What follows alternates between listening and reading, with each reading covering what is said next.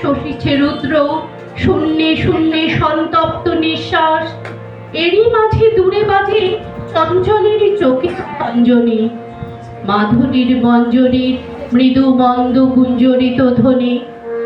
রৌদ্র দগ্ধ তপস্যার মৌন স্তব্ধ অলক্ষ্য আড়ালে, স্বপ্নে রচা অর্চনার থালে অর্ঘ্য মাল্য সঙ্গ হয়, সঙ্গমণি সুন্দরের লাগে।